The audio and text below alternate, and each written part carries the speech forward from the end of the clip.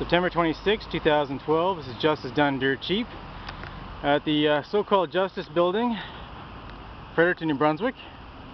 Just had a hearing today where it was scheduled to be a plea hearing.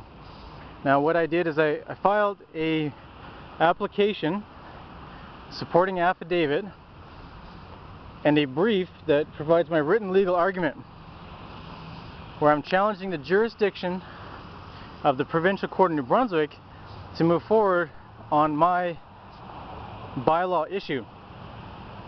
Now you may be wondering, why raise such a fuss about a bylaw issue? It may only be a $50 ticket, but it has nothing to do with the money. It has to do with the principle of being treated fairly and correctly according to the law of the land. Now what's interesting with this issue particularly is that I was never served a notice of prosecution corresponding to a bylaw ticket.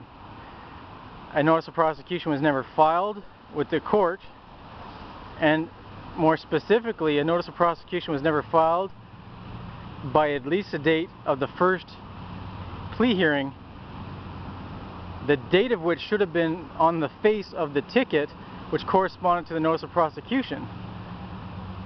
Now, there's many technical deficiencies with the procedure that I've been subject to, and what I also found was that the judge, Mary Jane Richards,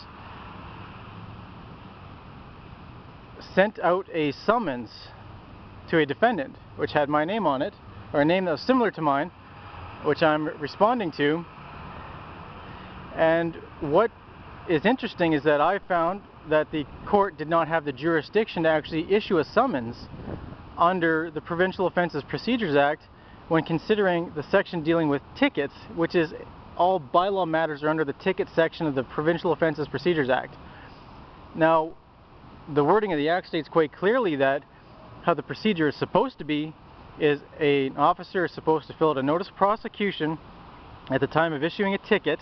The ticket is supposed to have the date for a court date. If the individual decides not to just pay the ticket and they want to challenge it, then they can actually appear in court to challenge the ticket.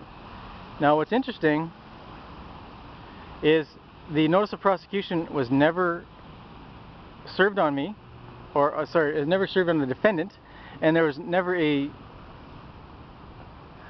notice of prosecution filed before the hearing, nor was there one filed before the first plea hearing.